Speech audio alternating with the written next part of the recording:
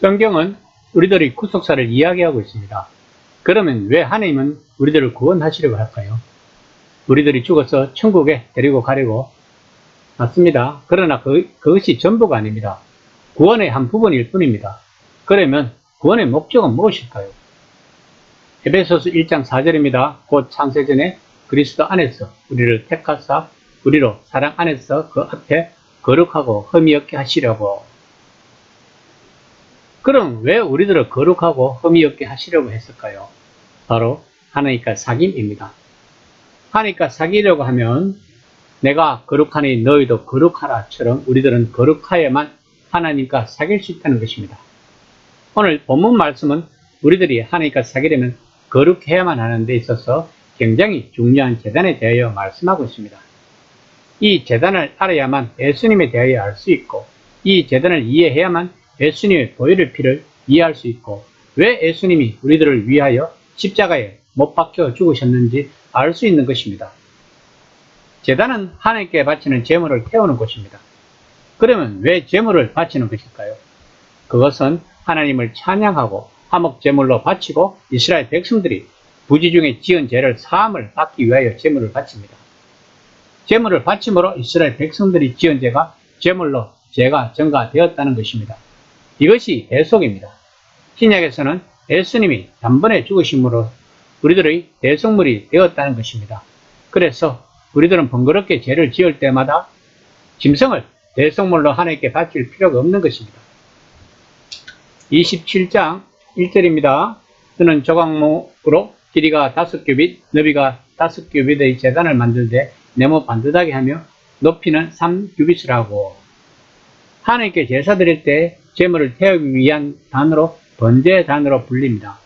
그런데 이 단은 어느 토단이나 돌단같이 땅에 고정된 것이 아니라 이동식 단이었습니다.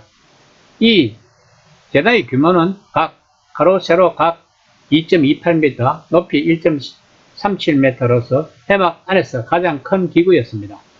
이 제단은 후에 솔로몬 성전에서는 그 성전의 규모에 맞게 가로 세로 각 9m, 높이 4.56m로 확대되었습니다. 27장 2절입니다. 그 네 모퉁이 위에 뿔을 만들되 그 뿔이 그것에 이어지게 하고 그 제단을 놋으로 사고. 성경에서 뿔은 힘과 능력을 상징합니다. 여기서 뿔의 용도는 장식용으로 희생제물이나 다른 것들이 아래로 떨어지지 않도록, 그리고 희생제물로 바쳐질 짐승을 묶어두기 위한 것이었습니다. 이 밖에도 번제단이 성소 내에 있었기 때문에 범죄자나 피신자가 이 뿔을 잡고 일종의 도피성으로 삼기도 했습니다. 이처럼 뿔은 상징적으로 구원, 힘 등을 의미했기 때문에 시편 기자들은 하나님을 구원의 뿔이라고 노래했고, 사가랴는 하나님께서 구원의 뿔을 일으키셨다고 찬양하기도 했습니다. 놋은 비교적 불에 강합니다. 따라서 제단이 불에 손상되는 것을 막기 위하여 놋으로 샀을 것입니다. 그런데 놋은 흔히 성경에서는 하나님의 공의와 심판을 상징합니다.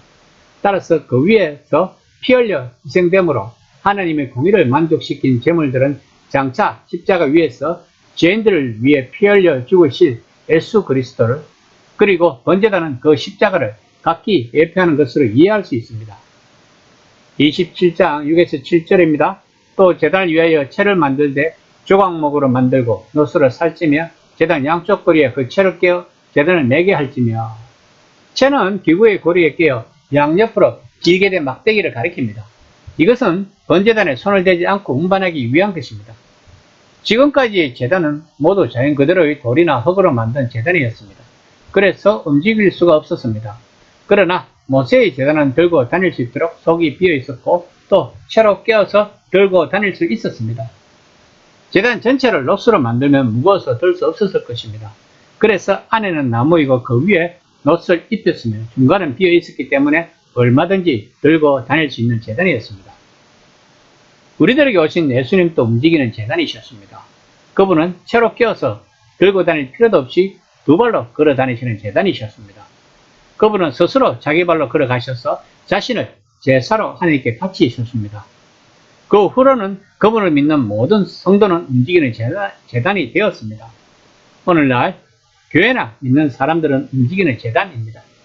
걸어다니는 재단이고 움직이는 공동체입니다. 어느 곳에서나 하나님께 대한 회개와 화해가 이루어질 수 있습니다. 우리들은 재단처럼 하나님과 사람들 사이에서 예수님 같은 역할을 해야 하는 종들입니다. 그러려면 우리가 먼저 하나님과의 동행을 해야 한다는 것입니다. 우리가 움직이는 재단인 것을 지식적으로 깨달았으면 실제적으로 우리는 움직이는 재단의 역할을 해야만 한다는 것입니다.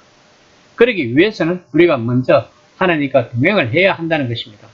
매일 매순간 하나님과 동행한다는 것은 힘들 것입니다. 그러므로 우리는 늘 깨어 있어야 하는 것입니다. 우리들이 관심사는 패션이나 드라마 이런 것이 아니고 하나님이 되어야 하는 것입니다. 24시간 하나님만을 생각하라는 것입니다. 이것이 쉬지 말고 기도하라는 뜻입니다. 이 순간 나는 매 순간 하나님을 생각하고 있는지 한번 생각해보는 시간이 되었으면 합니다.